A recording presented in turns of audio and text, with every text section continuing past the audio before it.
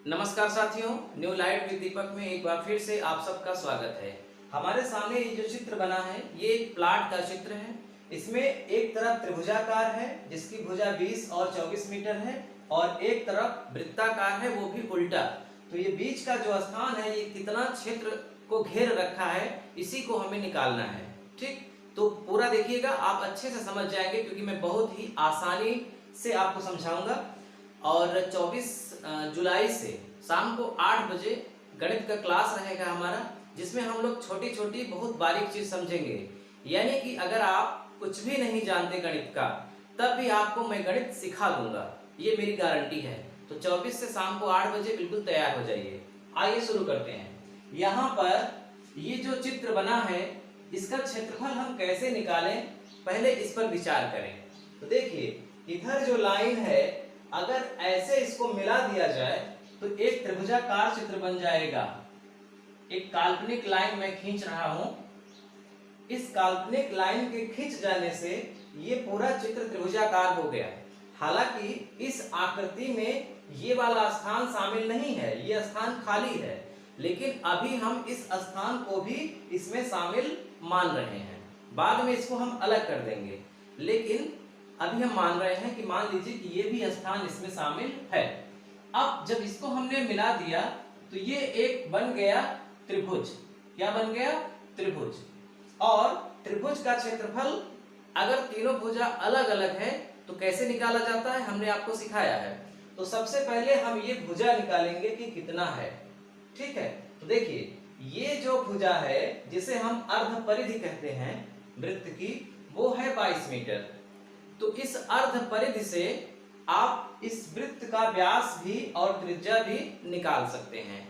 तो इस पर हम बहुत विस्तार से चर्चा करेंगे 22 तारीख से जब शुरू करेंगे गणित तब। आज हम लोग केवल 60 ट्रिक समझते हैं कि हम कैसे आसानी से, मतलब हम एक आम आदमी भी जो पढ़ा लिखा नहीं है, जो गणित नहीं जानता, वो भी कैसे इसका क्षेत्रफल निकाल ले। आज हम केवल उतनी चर्चा करेंगे। ठीक है, बाकी चर्चा 22 तारीख से 24 तारीख से होगी। तो चलिए, ये जो बीच का स्थान है यहां से यहां तक, इसे क्या बोला जाएगा? वृत्त की त्रिज्या यानी कि r, और यहां से यहां तक का भी जो स्थान है उसे भी तो वृत्त की त्रिज्या बोला जाएगा, यानी कि वृत्त का r। तो यहां से यहां तक दोनों मिलाकर, दोनों त्रिज्या मिलाकर क्या हो जाता है? व्यास।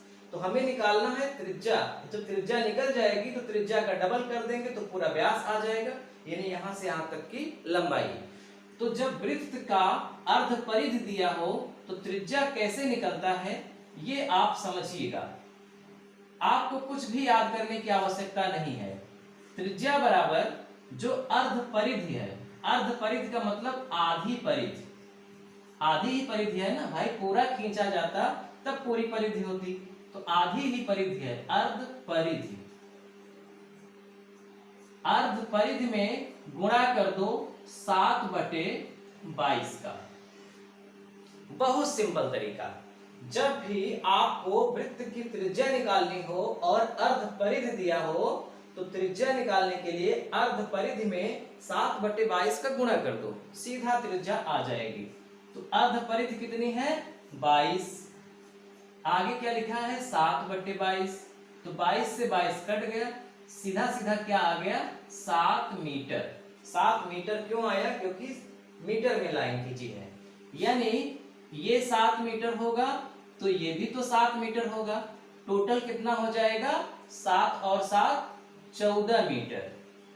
यानी कि ये जो लाइन आई आपकी उसकी लंबाई कितनी है? 14 मीटर। यानी जो वृत्त आप, जो त्रिभुज आपका तैयार हुआ उसकी भुजा एक 20, एक 24 और एक 14। अब क्षेत्रफल निकालने के लिए क्या करते हैं? इन तीनों भुजा का योग का आधा करते हैं, यानी कि 20 धन 24 धन 14 बटे 2। जोड़ दीजिए, 4 4 8, 2 2 4 1 5, 58/2।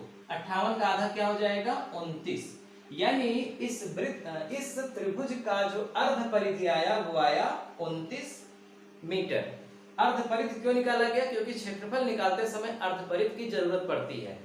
अब हमें त्रिभुज का निकालना है क्षेत्रफल। त्रिभुज का क्षेत्रफल त्रिभुज का क्षेत्रफल निकालने का बहुत सरल तरीका है कि वर्गमूल का चिन्ह बना करके ये जो अर्ध परिधि लिखे हो उसको लिख दो, और इस अर्ध परिधि में यानी कि जो ये आया है अर्ध परिमाप, परिधि वृत्त के चारों ओर की भुजा को परिधि कहते हैं, बाकी त्रिभुज और वर्ग और आयत के चारों ओर की भुजा को परिधि नहीं बोलते, परिमाप बोलते हैं, लेकिन है दोनों एक ही चीज। तो अर्ध परिमाप ये है 29। 29 में 24 को घटा दो तो कितना आएगा 5, फिर से 29 में 20 को घटा दो तो कितना आएगा 9, फिर से 29 में 14 को घटा दो तो कितना आएगा 15। यानी इस अर्ध परिमाप में मैंने तीनों भुजाओं को बारी बारी से घटा दिया और अर्ध परिमाप को भी लिख दिया, और अब सबका कर दीजिए गुणा। जब सबका गुणा करेंगे तो सीधा सीधा आ जाएगा, गुणा करने के बाद 19,575, 19,575, और ये वर्गमूल का चिन्ह लगा है, इसका मतलब कि आप कैलकुलेटर में वर्गमूल का चिन्ह दबाइए और 19,575 लिख दीजिए, आ जाएगा 139.91, 139.91 वर्ग मीटर। ये जो पूरा त्रिभुज है इसका क्षेत्रफल 139.91 वर्ग मीटर है, लेकिन हमें ध्यान क्या रखना है कि हमें केवल इसका क्षेत्रफल निकालना है। ये देखिए, केवल इसका निकालना है, इसका क्षेत्रफल नहीं निकालना है। लेकिन 139.91 में इसका भी क्षेत्रफल जुड़ा है, इसका मतलब कि 139.91 में ये वाला जो अर्ध वृत्त है इसका क्षेत्रफल घटा दें तो हमें पता चल जाएगा कि ये जो चित्र है इसका क्षेत्रफल क्या है। तो अब क्या करेंगे, अब हम निकालेंगे अर्धवृत्त का क्षेत्रफल। तो अर्धवृत्त का क्षेत्रफल निकालने का फार्मूला हम पिछले बार पढ़ाए हैं, पिछले वीडियो में हम अर्धवृत्त पर बहुत चर्चा करे हैं। तो अर्धवृत्त का क्षेत्रफल, अर्धवृत्त का क्षेत्रफल निकालने का फार्मूला होता है 11/7 गुणित त्रिज्या गुणित त्रिज्या, यानी कि 7 गुणित 7। पूरे वृत्त का क्षेत्रफल 22/7, याद आ रहा होगा। आधे वृत्त का क्षेत्रफल 11/7 और वृत्त के चतुर्थांश भाग यानी चौथे भाग का क्षेत्रफल 11/14। तो 7 से 7 कट गया, 11 सता 77 वर्ग मीटर, यानी अर्ध वृत्त का क्षेत्रफल आया 77 वर्ग मीटर। इसका मतलब कि 139.91 में 77 हमको घटाना है, तब हमें इसका क्षेत्रफल मिलेगा। तो प्लाट का क्षेत्रफल, चूंकि हमें प्लाट का क्षेत्रफल निकालना है, तो पूरे प्लाट का क्षेत्रफल कितना आ गया 139.91 में 77 को घटा दो।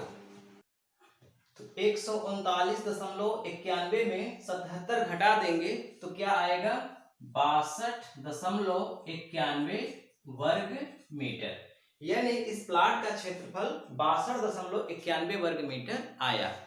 अब हमको ये जानना है कि ये जो प्लाट है ये कितने बिस्वा या कितने धूर में है। तो आप जानते हैं कि उत्तर प्रदेश में 126.5 वर्ग मीटर को एक बिस्वा बोलते हैं, तो ये तो 126 से बहुत कम है, इसका मतलब कि हम धूर में निकालें। तो धूर में निकालने के लिए 62.91 में 6.325 का भाग कर दें, क्योंकि एक धूर में 6.325 वर्ग मीटर होता है। तो जैसे ही भाग करेंगे आएगा 9.94 धूर, 9.94 धूर। इसको आप लिख सकते हैं लगभग 10 धूर, यानी कि ये जो जमीन है या प्लाट है ये लगभग 10 धूर है, क्योंकि 9.94 में 0.6 ज्यादा जोड़ देंगे तो 10 आ जाएगा सीधा सीधा। तो इस तरह से हम लोगों ने सीखा कि अगर इस तरह का कोई प्लाट है तो उसका क्षेत्रफल कैसे निकाला जाए। तो उम्मीद करता हूं कि आपको पसंद आया होगा, और पसंद आया है तो आप इसे लाइक कर सकते हैं, और फिर अगले वीडियो में मिलते हैं एक और ही इंटरेस्टिंग क्षेत्रफल निकालने वाले प्रश्न पर।